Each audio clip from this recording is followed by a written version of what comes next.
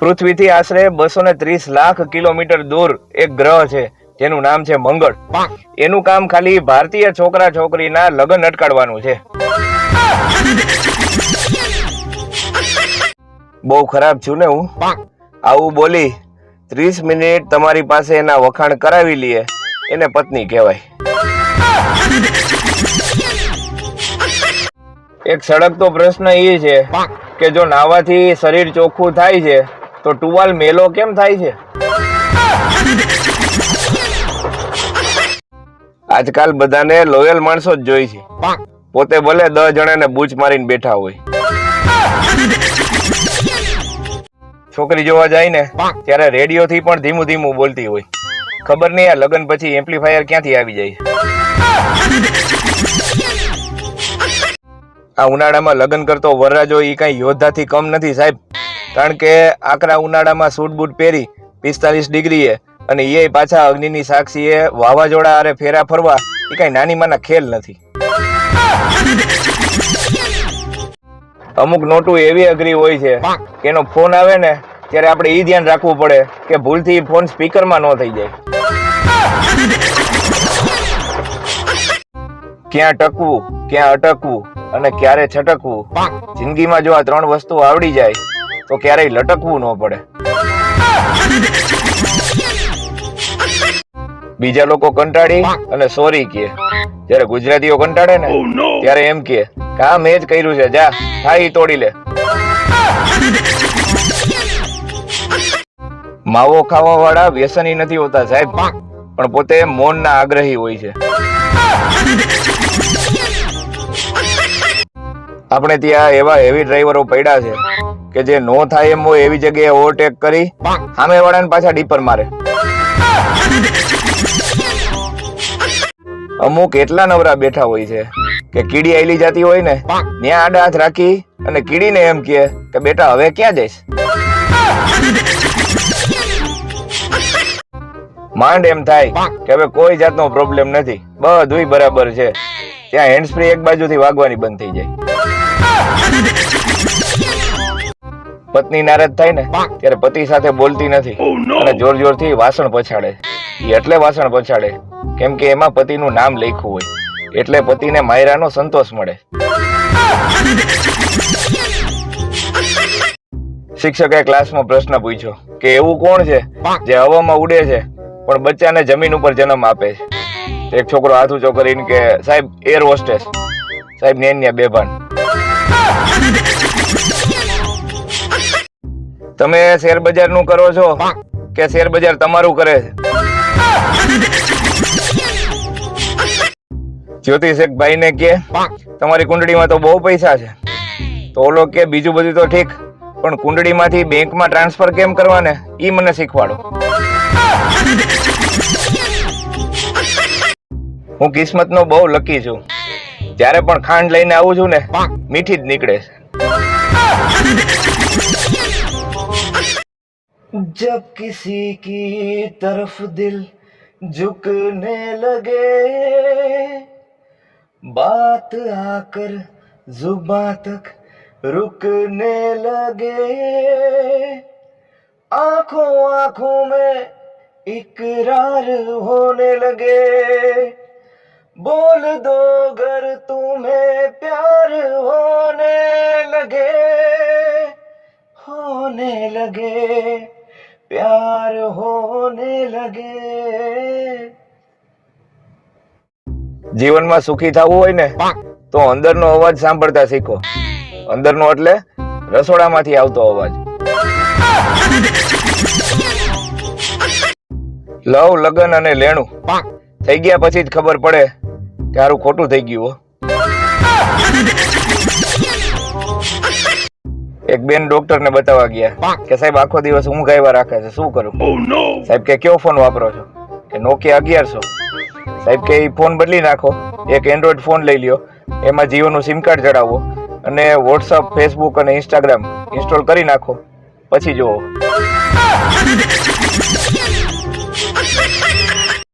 અમુક લોકોને હસાવવા ને એટલે એ કુવામાં પડેલા પાડાને બહાર કાઢવા બરાબર છે.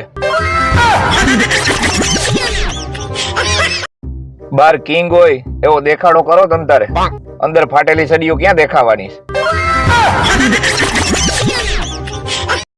નાની હાઈટ વાળી છોકરીઓને એક બહુ મોટો ફાયદો હોય. 25 વર્ષની હોવા છતાં મહેમાન રૂપિયા દઈને જાય કે બેટા કુરકુરે લઈ લેજે. હમણાં 2 જણાની હામી હામી ગાડી પટકાણી. તો એક ઉતરીને કે એલા મેં તને હેડલાઇટ ચાલુ કરીને કીધું તું કે આગો વયો જા. તો સામે વાળો કે મેં તને વાઇપર ચાલુ કરી ના તો પાડી હતી. એક સર્વે મુજબ વીટી ગોતવાની રસમમાં જે પતિ જીતે છે ને એનું એની પત્ની આગળ કઈ હાલતું તો નથી, એટલે વીટી ગોતવામાં ખોટું કૂચે મરવું નહીં. લગ્નનો સૌથી મોટો ફાયદો ઈ કે તમને કોઈ કહી ન જાય કેલા તું કોની છોકરી હારે રખડતો હતો. ખુશ રહેતા કુકર પાસેથી શીખો સાહેબ. ઉપર પ્રેશર નીચે આગ તોય બિંદાસ સીટી મારતું રહે. સવારમાં લોકો એટલા બધા સુવિચાર મોકલે છે જાણે સુધરવાનું મારે એકને જ બાકી હોય. છાસ, લીંબુ શરબત, કેરીનો રસ, શેરડીનો રસ આ બધી તો અફવા છે. સાચી ઠંડક તો પત્ની શાંત રહે ને એમાં જ છે. છોકરો કે હું તમારી છોકરીને એટલો બધો પ્રેમ કરું છું કે એના માટે બધું છોડીને આવી ગયો છું. દીકરીનો બાપ કે બધું એટલે ઓલો કે 4 છોકરા અને 1 પત્ની. 90% છોકરીઓ સેલ્ફી લે ત્યારે કેવું મોઢું કરે જોવું છે? જોવો. ટ્રેનમાં ટીટી કે ટિકિટ બતાવો ભાઈ. એક ભાઈ ટિકિટ બતાવી. સાહેબ કે આ તો જૂની છે. ઓલો કે પણ તો ટ્રેન ક્યાં હજી શોરૂમ માંથી આવી છે, એ જૂની જ છે ને. એક ભાઈને પેટમાં બહુ દુખતું હતું, ડોક્ટરને બતાવવા ગયો. ડોક્ટર કે એની માનું કઈક કરવું પડશે. ઓલો કે સાહેબ હું એ જ વિચારું છું, લગ્ન પછી એની માં લોહી પી ગઈ છે. અરે ડોક્ટર કે હું એની માના ડોઝ ની વાત કરું છું ભાઈ. છોકરો નાનો હોય ને તેને સીધો કરવા મા બાપ હોસ્ટેલમાં મૂકી આવે અને મોટો થઈ જાય ને પછી સીધો કરવા લગ્ન કરી દે.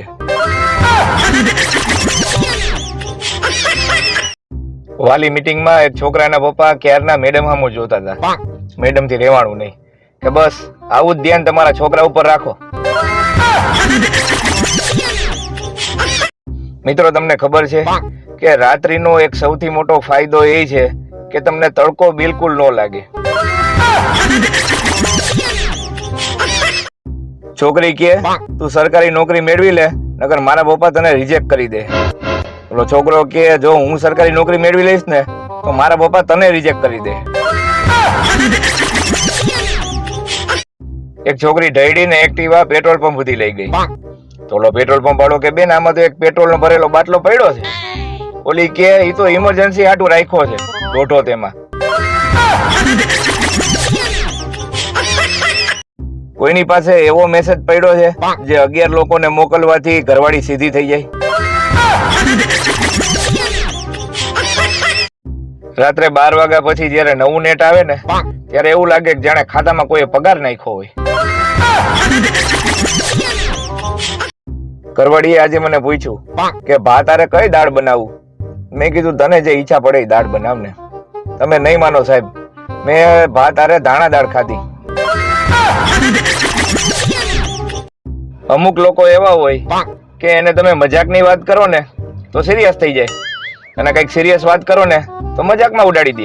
આનું શું કરવું? એક હિંમતવાન પતિની નાની એવી વાર્તા. પત્ની કે હું હમણાં જ બ્યુટી પાર્લરમાં જઈને આવી છું, કેવી લાગુ છું? તો પતિ કે કેમ બંધ હતું? ધડામ ધડામ વાર્તા પૂરી. એક છોકરી કે તું મને ભૂલી જાજે નીતિન, હું તારે લાયક નથી. પણ ઓલો કે મારું નામ તો રાજ છે. તો ઓલી કે હા તો તુંય ભૂલી જાજે અને નીતિનને વોટ્સઅપ થી કહી દેજે. આપણે ત્યાં ખાલી 2% છોકરીઓ જ તાપથી બળે છે, બાકી બધી એકબીજાથી. 2 દીકરીઓના લગ્ન થઈ ગયા, જાન રવાના થઈ ગઈ. પછી પતિ પત્ની બે નિરાતે હિંચકા ઉપર બેઠા બેઠા વાતો કરતા હતા. પતિ કે યાદ છે તું જ્યારે જ્યારે આપણો ઝઘડો થતો ત્યારે કહેતી કે આ બે દીકરીઓને કારણે જ અહીંયા ટકી રહી છું, બાકી તો કેદુની વહી ગઈ હોત.